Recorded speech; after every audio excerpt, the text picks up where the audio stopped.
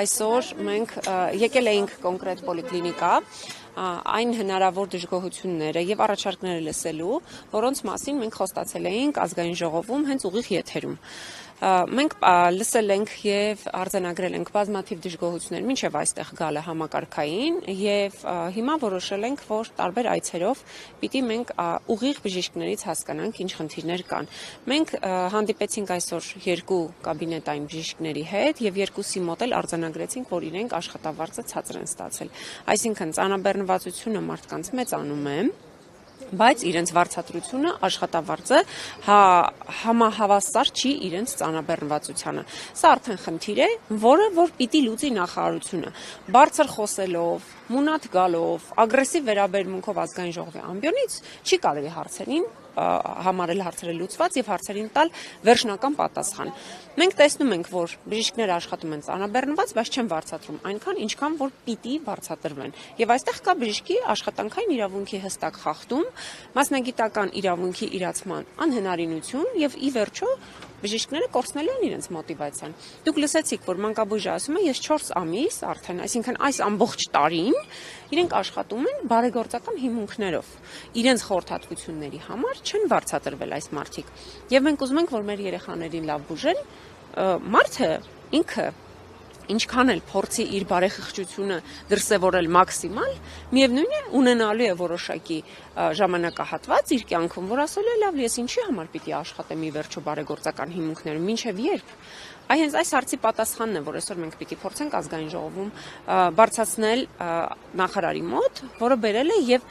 նորից ծանրաբեռնվածությունը մեծացնում է։ Այսօրվա նախագծով, որ արտահերթի շրջանակներում է, նախատեսվում է, որ տաքսի ծառայության նաեւ ներկայացուցիչները պիտի ներգրավեն ապահովագրական համակարգում։ Շատ լավ է, թող տաքսիստներն էլ առողջ լինեն, բոլորն էլ թող գան, հնարավորություն ունենան բուժվելու,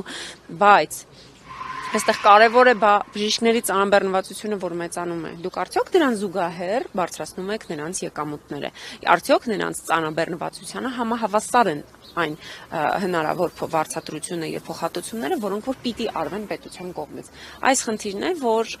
մինչև վերջ լուծված չէ եւ անընդհատ փորձ են անում լրացնել ուղղակի։ Մենք գիտենք, որ տարբեր հաստատություններում եղել են ահազանգեր, աշխատանքից ազատումներ,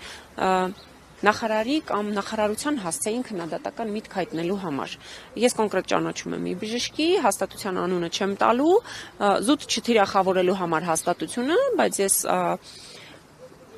նաև ահազանգի միջոցով եմ ուզում սա հնչեցնել եւ եթե շարունակվի այդ գործընթացը, արդեն մենք հստակ անուններով ենք խոսելու, որովհետեւ չի կարելի բժիշկների մասնագիտական իրավունքները ոտնահարել միայն նրա համար, որ համարձակվել են քննադատել իրենց իսկ ոլորտը մասնագիտական, որտեղ անհնարինություն ունեն աշխատանքի։ Սա խնդիր է եւ մանավանդ հիմա մենք երբ որ տեսնում ենք, որ հունիսի 7-ն է մինչեւ ամեն ինչը պլանավորվում, բոլոր բյուջետային հատկացումները, բոլոր հնարավոր վերադասավորումները պլանավորված են առաջին 6 ամսի, այսինքն տարվա առաջին կեսի համար։ Տարվա երկրորդ կեսին ինչ կլինի, Աստված գիտի։ Հիմա մենք պիտի հասկանանք, չէ՞, մենք գործ ունենք մի ամբողջ համակարգի հետ, ու բժիշկները պիտի միայնակ չմնան իրենց խնդիրների հետ։ Շնորհակալ։ Ինֆորմացիան ինչու հենց տաքսի ծառայողները, օրինակ, եթե ոչ լրագրողները էլ ռիսկային խմբում գտնվում, օրինակ եմ ասում։ Ես գիտեմ, որ լրագրողների մեծ մասը համենայն դեպս 200,000 եւ ավել աշխատավարձ են ստանում եւ արդեն իրենք այդ համակարգից կարող են օգտվել, իսկ տաքսի ծառայության տաքսի ծառայության աշխատակիցները իրենք դիմել են, որոշակի խնդիրներ են բարձրացրել եւ քանի որ իրենց վարձատրությունը սպეციფიկ է, ինչ որ օրականով է ձևավորվում, ի վերջո լուծումը այդպես է տրվել։ Ես չեմ ուզում որևէ հասարակության որևէ խավի ասել ինչու սա այս շերտը եւ ինչու ոչ այն շերտը, որովհետեւ ես ուզում եմ, որ իսկապես սա լինի համապարփակ ապահովագրություն, բայց սա ոչ համապարփակ է, ոչ էլ համընդհանուր է։ Սա կիսա համակարգ է դեռևս։ Համապարփակի մասին է խոսքը։ Տեսեք, այդ խմբերը հիմա ընդգրկում են նաև on-line տաքսի ծառայությունների տաքսիստները, հա, կարելի ասել, իրենք անվճար են օգտվելու, իրենց աշխատավարձից ոչինչ չեն վճարելու։ Հավատացում շատ տաքսի Վարողներ այսօր ավելի շատ գումար են վաստակում, քան օրինակ շարքային լրագրողը։ Արդեն սոցիալական լրիվ այլ խնդիր եք բարձրացնում, խտրական վերաբերմունքի, այո, մարդու իրավունքների, խտրական վերաբերմունքի բոլոր դրսևորումները մենք կարող ենք այստեղ դասակարգել, բայց ես ուղղակի հիմա չեմ ուզում մենք այդ ուղղությամբ գնանք, որտեղ մենք կոնկրետ բժշկական հաստատության առջև ենք եւ մենք խոսում ենք բժիշկների իրավունքների մասին, այսօրվա մեր քայլի նպատակը եւ այստեղ գալու նպատակը դա էր։ Եթե հետևեք, մենք ազգային ժողովում կքննարկենք նաեւ ձեր բարձրացրած հարցը, թե ինչու կոնկրետ ուղղվածություն եւ ինչու մյուս հասարակության շերտերը